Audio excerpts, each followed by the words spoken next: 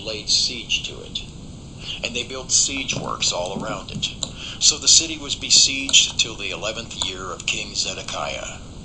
On the 9th day of the 4th month, the famine was so severe in the city that there was no food for the people of the land. Then a breach was made in the city, and all the men of war fled and went out from the city by night by the way of a gate between the two walls, by the king's garden, while the Chaldeans were around the city. And they went in the direction of the Arabah. But the army of the Chaldeans pursued the king and overtook Zedekiah in the plains of Jericho, and all his army was scattered from him. Then they captured the king and brought him up to the king of Babylon at Riblah in the land of Hamath, and he passed sentence on him. The king of Babylon slaughtered the sons of Zedekiah before his eyes, and also slaughtered all the officials of Judah at Riblah. He put out the eyes of Zedekiah and bound him in chains, and the king of Babylon took him to Babylon and put him in prison till the day of his death. In the 5th month, on the 10th day of the month, that was the 19th year of King Nebuchadnezzar, king of Babylon, Nebuzaradan, the captain of the bodyguard, who served the king of Babylon, entered Jerusalem. And he burned the house of the Lord, and the king's house, and all the houses of Jerusalem. Every great house he burned down. And all the army of the Chaldeans, who were with the captain of the guard, broke down all the walls around Jerusalem. And Nebuzaradan, the captain of the guard, carried away captive some of the poorest of the people, and the rest of the people who were left in the city, and the deserters who had deserted to the king of Babylon, together with the rest of the artisans. But Nebuzaradan, the captain of the guard, left some of the poorest of the land to be vine dressers and plowmen. And the pillars of bronze that were in the house of the Lord, and the stands and the bronze sea that were in the house of the Lord, the Chaldeans broke in pieces and carried all the bronze to Babylon. And they took away the pots and the shovels and the snuffers and the basins and the dishes for incense and all the vessels of bronze used in the temple service. Also the small bowls and the fire pans and the basins and the pots and the lampstands and the dishes for incense and the bowls for drink offerings. What was of gold, the captain of the guard took away as gold, and what was of silver, as silver. As for the 2 pillars, the 1 sea, the 12 bronze bulls that were under the sea, and the stands which Solomon the king had made for the house of the Lord, the bronze of all these things was beyond weight. As for the pillars, the height of the 1 pillar was 18 cubits, its circumference was 12 cubits, and its thickness was 4 fingers, and it was hollow. On it was a capital of bronze. The height of the 1 capital was 5 cubits. A network and pomegranates, all of bronze, were around the capital. And the 2nd pillar had the same, with pomegranates. There were 96 pomegranates on the sides. All the pomegranates were 100 upon the network all around. And the captain of the guard took Seraiah the chief priest, and Zephaniah the 2nd priest, and the 3 keepers of the threshold. And from the city he took an officer who had been in command of the men of war, and 7 men of the king's council who were found in the city, and the secretary of the commander of the army, who mustered the people of the land, and 60 men of the people of the land, who were found in the midst of the city. And Nebuzaradan, the captain of the guard, took them and brought them to the king of Babylon at Riblah. And the king of Babylon struck them down, and put them to death at Riblah in the land of Hamath. So Judah was taken into exile out of its land. This is the number of the people whom Nebuchadnezzar carried away captive. In the 7th year, 3,023 Judeans. In the 18th year of Nebuchadnezzar, he carried away captive from Jerusalem 832 persons. In the 23rd year of Nebuchadnezzar, Nebuzaradan, the captain of the guard, carried away captive of the Judeans 745 persons. All the persons were 4,600.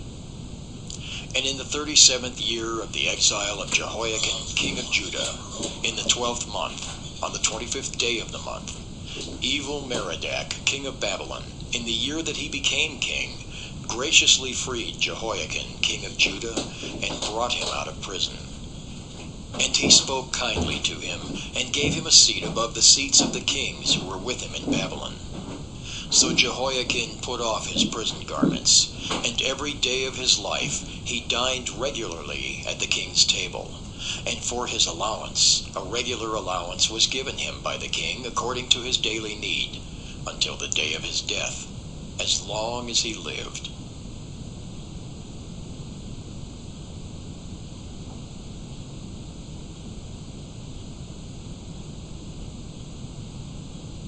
Lamentations. Lamentations 1. How lonely sits the city that was full of people.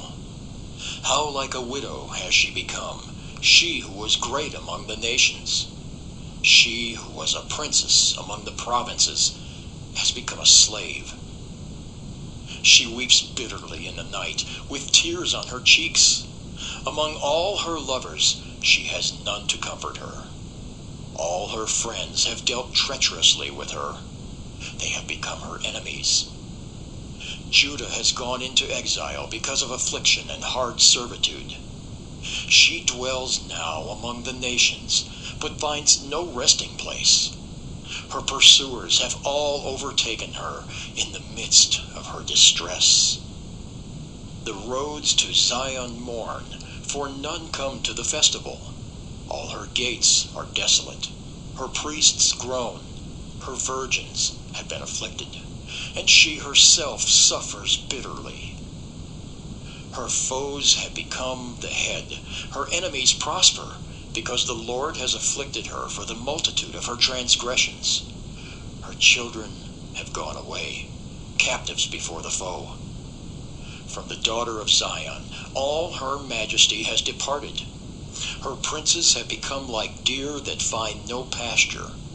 They fled without strength before the pursuer. Jerusalem remembers in the days of her affliction and wandering all the precious things that were hers from days of old, when her people fell into the hand of the foe, and there was none to help her.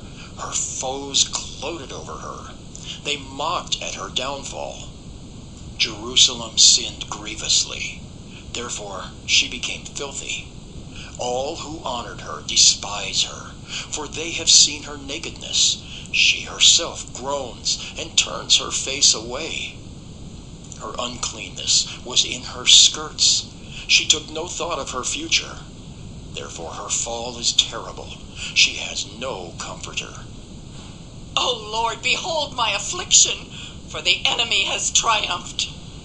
The enemy has stretched out his hands over all her precious things, for she has seen the nations enter her sanctuary, those whom you forbade to enter your congregation. All her people groan as they search for bread. They trade their treasures for food to revive their strength. Look, O Lord, and see, for I am despised. Is it nothing to you, all you who pass by?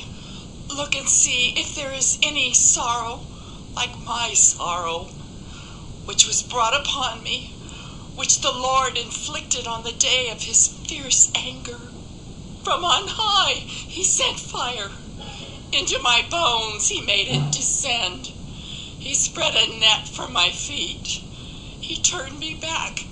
He has left me stunned, faint all the day long. My transgressions were bound into a yoke. By his hand they were fastened together. They were set upon my neck. He caused my strength to fail. The Lord gave me into the hands of those whom I cannot withstand. The Lord rejected all my mighty men in my midst. He summoned an assembly against me to crush my young men. The Lord has trodden as in a winepress the virgin daughter of Judah. For these things I weep. My eyes flow with tears, for a comforter is far from me, one to revive my spirit. My children are desolate, for the enemy has prevailed. Zion stretches out her hands, but there is none to comfort her. The Lord has commanded against Jacob that his neighbors should be his foes. Jerusalem has become a filthy thing among them. The Lord is in the right, for I have rebelled against his word. But hear, all you peoples, and see my suffering. My young women and my young men have gone into captivity. I called to my lovers, but they deceived me. My priests and elders perished in the city, while they sought food to revive their strength. Look, O Lord, for I am in distress. My stomach churns. My heart is wrung within me, because I have been very rebellious. In the street the sword bereaves. In the house it is like death. They heard my groaning, yet there is no one to comfort me. All my enemies have heard of my trouble, and they are glad that you have done it. You have brought the day you announced. Now let them be as I am. Let all their evil doing come before you, and deal with them as you have dealt with me because of all my transgressions. For my groans are many, and my heart is faint.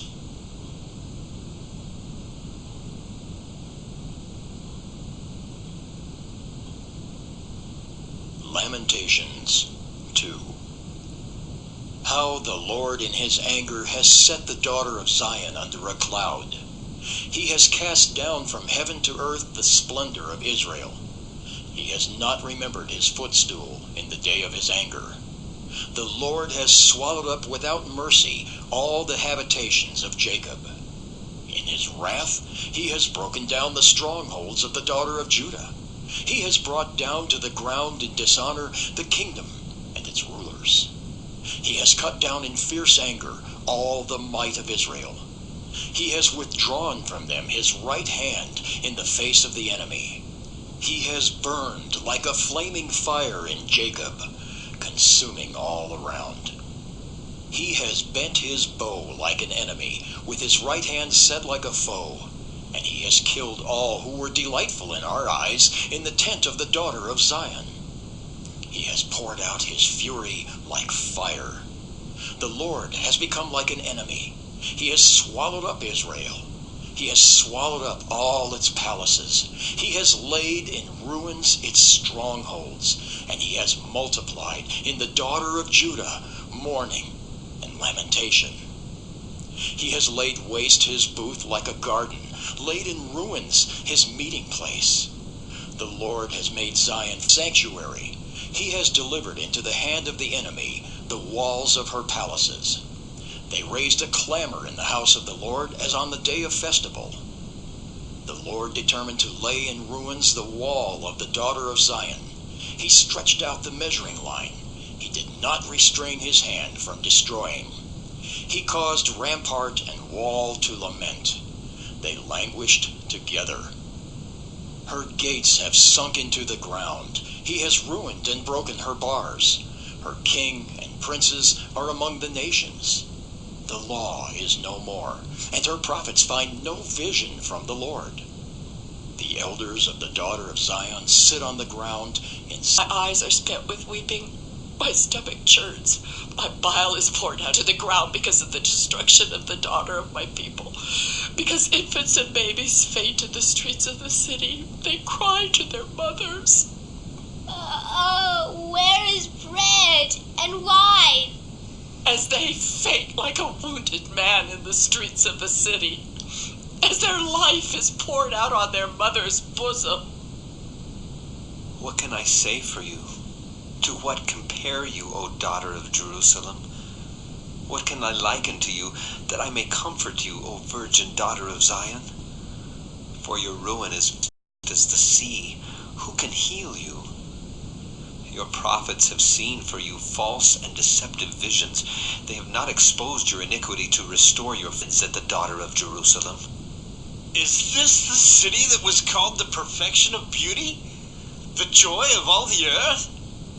All your enemies rail against you. They hiss, they gnash their teeth, they cry, We have swallowed her. Ah, this is the day we longed for.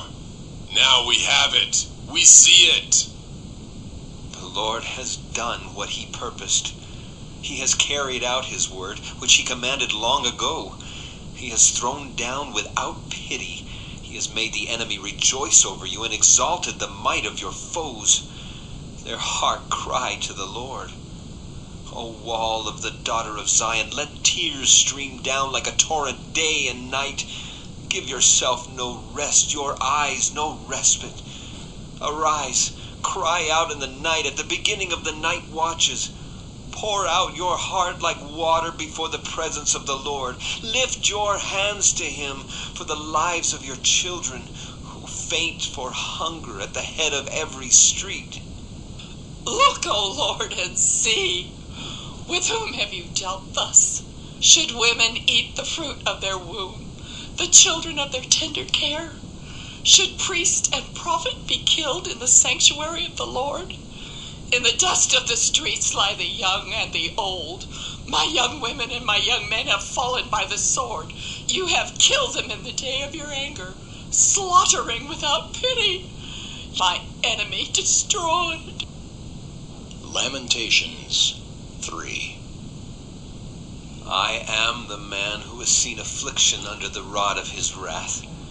Away, he has broken my bones. He has besieged and enveloped me with bitterness and tribulation. He has made me dwell in darkness like the dead of long ago. He has walled me about so that I cannot escape. He has made my chains heavy. Though I call and cry for help, he shuts out my prayer. He has blocked my ways with blocks of stones. He has made my paths crooked. He is a bear lying in wait for me, a lion in hiding. He turned aside my steps and tore me to pieces. He has made me desolate. He bent his bow and set me as a target for his arrow. He drove into my kidneys the arrows of his quiver. I have become the laughing stock of all peoples, the object of their taunts all day long. He has filled me with bitterness. He has sated me with wormwood. He has made my teeth grind on gravel and made me cower in ashes. My soul is bereft of peace. I have forgotten what happiness is. So I say, my endurance has perished. So is my hope from the Lord. Remember my affliction and my wanderings, the wormwood and the gall. My soul continually remembers it and is bowed down within me. But this I call to mind, and therefore I have hope. The steadfast love of the Lord never ceases. His mercies never come to an end. They are new every morning. Great is your faithfulness. The Lord is my portion, says my soul. Therefore I will hope in him. The Lord is good to those who wait for him, to the soul who seeks him. It is good that one should wait quietly for the salvation of the Lord. It is good for a man that he bear the yoke in his youth. Let him sit alone in silence when it is laid on him. Let him put his mouth in the dust. There may yet be hope. Let him give his cheek to the one who strikes, and let him be filled with insults. For the Lord will not cast off forever, but though he cause grief, he will have compassion according to the abundance of his steadfast love. For he does not willingly afflict or grieve the children of men. To crush underfoot all the prisoners of the earth, to deny a man justice in the presence of the Most High, to subvert a man in his lawsuit, the Lord does not approve. Who has spoken and it came to pass, unless the Lord has commanded it? Is it not from the mouth of the Most High that good and bad come?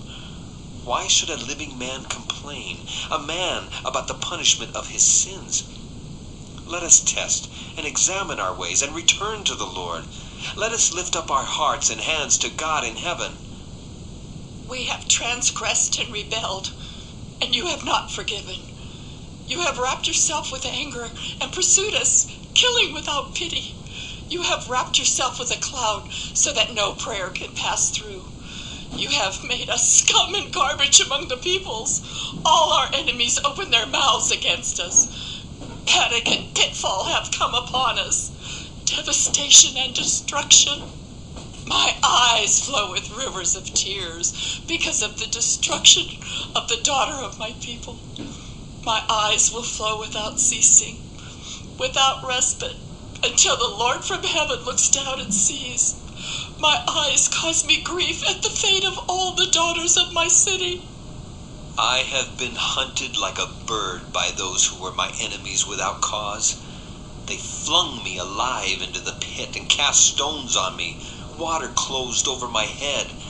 I said, I am lost. I called on your name, O Lord, from the depths of the pit. You heard my plea. Do not close your ear to my cry for help. You came near when I called on you.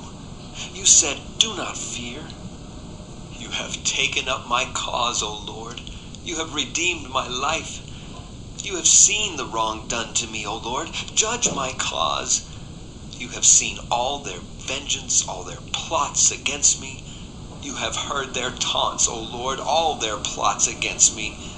The lips and thoughts of my assailants are against me all the day long.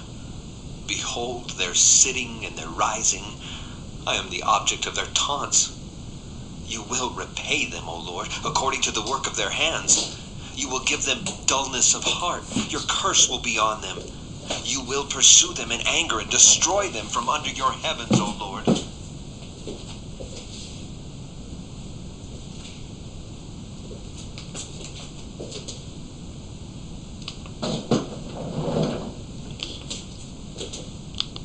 Lamentations 4. How the gold has grown dim, how the pure gold is changed. The holy stones lie scattered at the head of every street. The precious sons of Zion, worth their weight in fine gold. How they are regarded as earthen pots, the work of a potter's hands. Even jackals offer the breast. They nurse their young, but the daughter of my people has become cruel, like the ostriches in the wilderness. The tongue of the nursing infant sticks to the roof of its mouth for thirst. The children beg for food, but no one gives to them. Those who once feasted on delicacies perish in the streets. Those who were brought up in purple embrace ash heaps. For the chastisement of the daughter of my people has been greater than the punishment of Sodom, which was overthrown in a moment, and no hands were wrung for her. Her princes were purer than snow, whiter than milk. Their bodies were more ruddy than coral. The beauty of their form was like sapphire. Now their face is blacker than soot. They are not recognized in the streets. Their skin has shriveled on their bones. It has become as dry as wood. Happier were the victims of the sword than the victims of hunger, who wasted away, pierced by lack of the fruits of the field. The hands of compassionate women have boiled their own children. They became their food during the destruction of the daughter of my people. The Lord gave full vent to his wrath. He poured out his hot anger, and he kindled a fire in Zion that consumed its foundations. The kings of the earth did not believe, nor any of the inhabitants of the world, that foe or enemy could enter the gates of Jerusalem. This was for the sins of her prophets and the iniquities of her priests, who shed in the midst of her the blood of the righteous. They wandered, blind, through the streets. They were so defiled with blood that no one was able to touch their garments. Away! Unclean! People cried at them.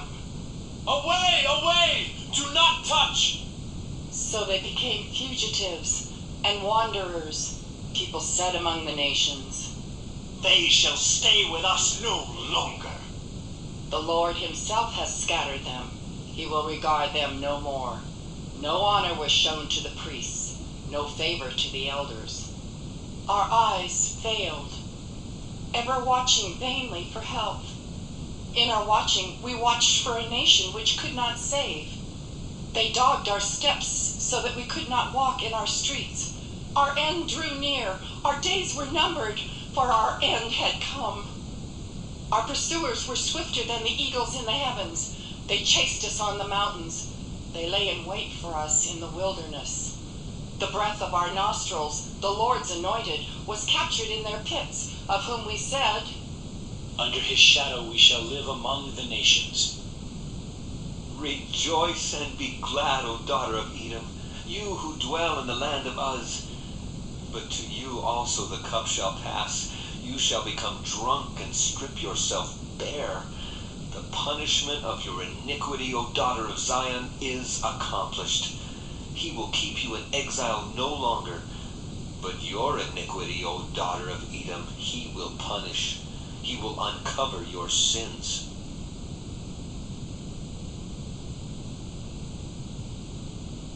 Lamentations 5. Remember, O Lord, what has befallen us. Look and see our disgrace. Our inheritance has been turned over to strangers, our homes to foreigners. We have become orphans, fatherless. Our mothers are like widows. We must pay for the water we drink. The wood we get must be bought. Our pursuers are at our necks. We are weary. We are given no rest. We have given the hand to Egypt and to Assyria to get bread enough. Our fathers sinned and are no more, and we bear their iniquities. Slaves rule over us. There is none to deliver us from their hand. We get our bread at the peril of our lives because of the sword in the wilderness. Our skin is as hot as an oven with the burning heat of famine. Women are raped in Zion, young women in the towns of Judah. Princes are hung up by their hands. No respect is shown to the elders. Young men are compelled to grind at the mill, and boys stagger under loads of wood.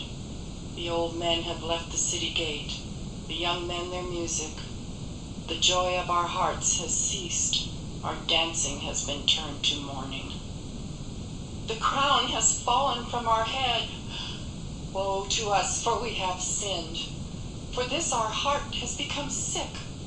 For these things our eyes have grown dim. For Mount Zion, which lies desolate, jackals prowl over it. But you, O Lord, reign forever. Your throne endures to all generations. Why do you forget us forever? Why do you forsake us for so many days? Restore us to yourself, O Lord, that we may be restored. Renew our days as of old, unless you have utterly rejected us, and you remain exceedingly angry with us.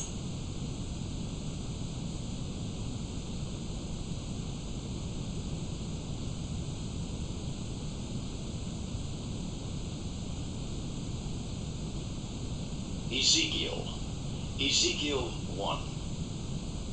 In the 30th year, in the 4th month, on the 5th day of the month, as I was among the exiles by the Kibar Canal, the heavens were opened, and I saw visions of God. On the 5th day of the month, it was the 5th year of the exile of King Jehoiakim, the word of the Lord came to Ezekiel the priest, the son of Buzi, in the land of the Chaldeans by the Kibar Canal, and the hand of the Lord was upon him there. As I looked, behold, a stormy wind came out of the north, and a great cloud with brightness around it, and fire flashing forth continually, and in the midst of the fire, as it were, gleaming metal. And from the midst of it came the likeness of 4 living creatures. And this was their appearance. They had a human likeness, but each had 4 faces, and each of them had 4 wings. Their legs were straight, and the soles of their feet were like the sole of a calf's foot, and they sparkled like burnished bronze. Under their wings on their 4 sides they had human hands, and the 4 had their faces and their wings thus. Their wings touched one another. Each one of them went straight forward without turning as they went. As for the likeness of their faces, each had a human face. The 4 had the face of a lion on the right side, the 4 had the face of an ox on the left side, and the 4 had the face of an eagle. Such were their faces, and their wings were spread out above. Each creature had 2 wings, each of which touched the wing of another, while 2 covered their bodies. And each went straight forward. Wherever the Spirit would go, they went, without turning as they went. As for the likeness of the living creatures, their appearance was like burning coals of fire. like the appearance of torches moving to and fro among the living creatures. And the fire was bright, and out of the fire went forth lightning, and the living creatures darted to and fro like the appearance of a flash of lightning. Now, as I looked at the living creatures, I saw a wheel on the earth beside the living creatures, one for each of